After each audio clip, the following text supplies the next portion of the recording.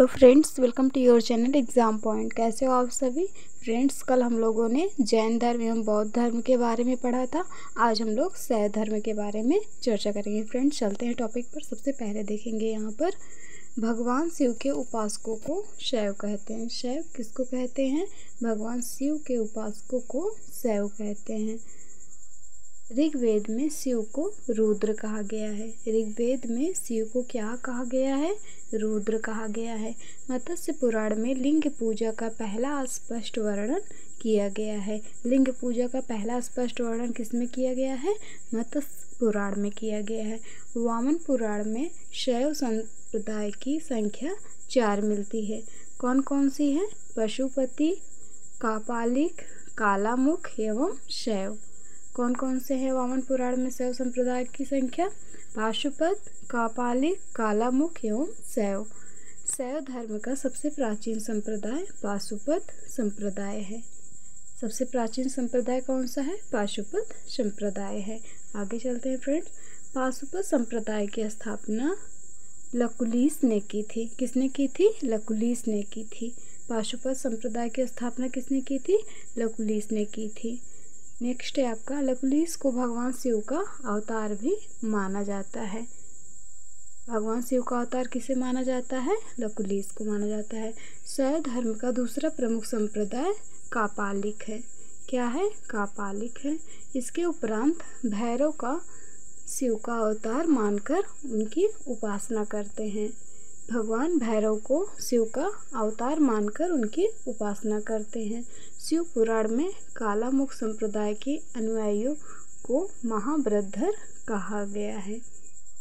ठीक, आगे चलते हैं। कालामुख संप्रदाय के लोग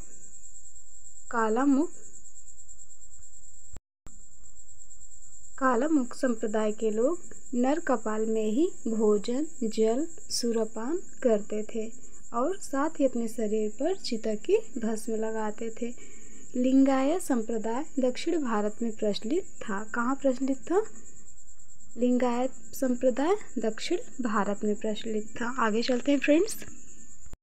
इन्हें जंगम भी कहा जाता है। क्या कहा जाता है? जंगम भी कहा जाता है। ये शिवलिंग उपासक थे। किसके उपासक थे?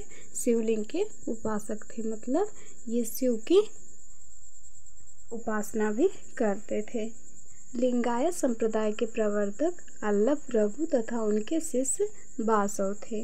लिंगायत संप्रदाय को वीर शैव संप्रदाय भी कहते हैं। लिंगायत संप्रदाय को और क्या कहते हैं? वीर शैव संप्रदाय भी कहते हैं। आगे चलते हैं। 10वीं शताब्दी में मत्स्येंद्रनाथ ने नाथ संप्रदाय की स्थापना की। फ्रेंड्स, ये आपके सुपरटेट एग्जाम में भी पूछा गया क्वेश्चन है। 10वीं शताब्दी में मत्स्येंद्रनाथ ने नाथ संप्रदाय की स्थापना की। ठीक, नाथ संप्रदाय का सर्वाधिक प्रचार प्रसार गुरु गोरखनाथ के समय हुआ था।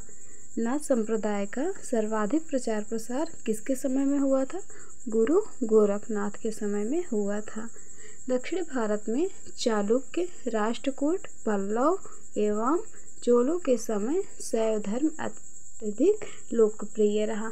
सर्वप्रथम शिव एवं पार्वती की संयुक्त मूर्तियाँ गुप्त काल में निर्मित हुई। सबसे पहले शिव और पार्वती की संयुक्त मूर्तियाँ गुप्त काल में निर्मित हुई थी। ये भी बहुत बार पूछा जा चुका है आपके एग्ज़ाम में।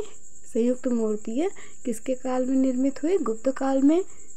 किसकी? शिव और पार्वती की। पल्लव काल में नायनार संतों ने शैव धर्म के विकास में महत्वपूर्ण योगदान दिया। 63 नायनार संतों के प्रमुख थे। अपार, संबंदर एवं सुंदर मूर्ति।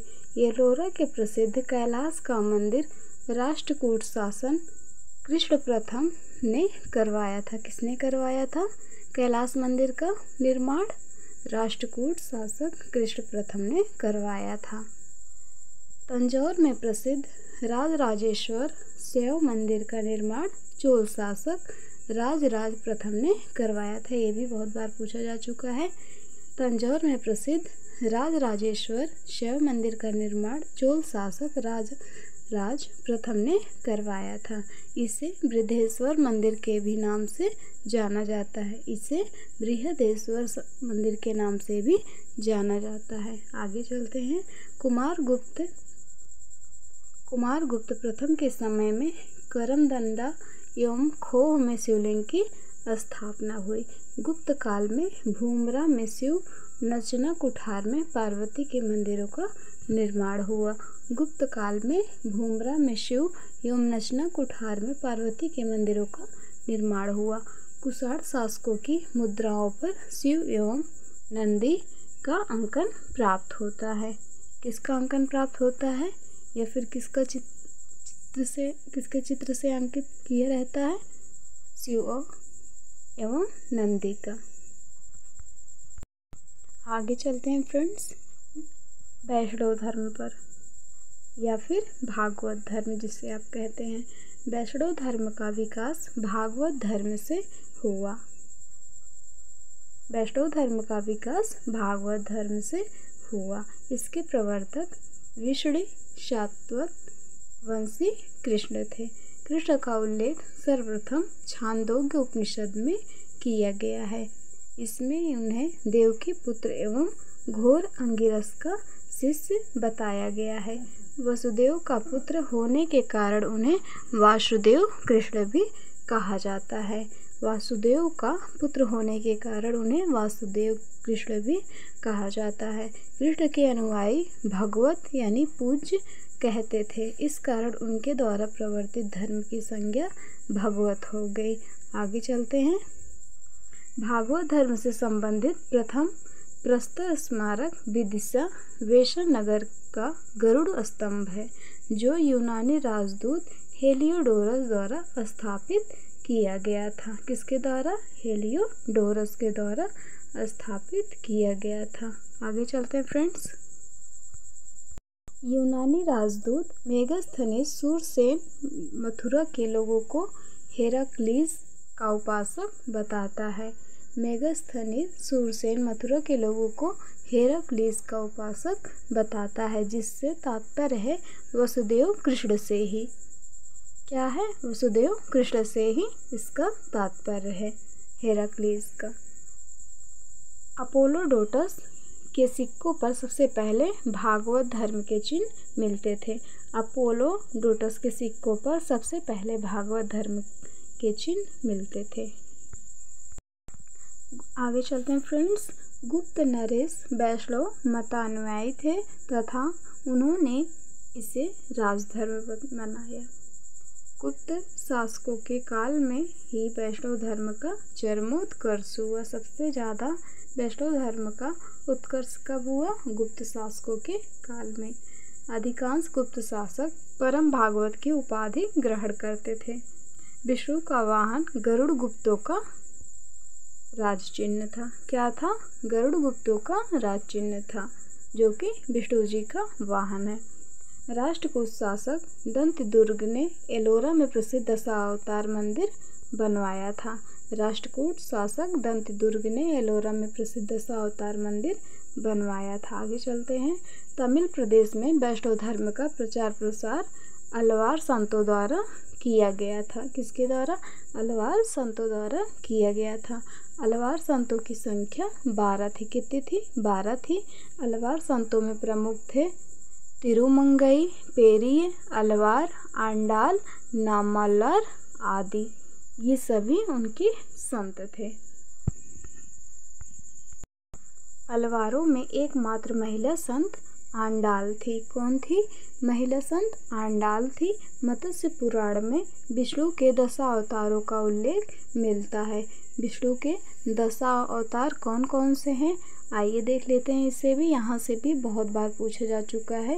विष्णु जी के 10 अवतारों का उल्लेख निम्न में से कौन सा है, कौन सा नहीं है? कुछ का नाम दे देते हैं, कुछ का नाम अलग दे देते हैं, जिससे आप लोग कंफ्यूज हो जाते हैं। तो आप लोग अच्छे से देख लीजिए।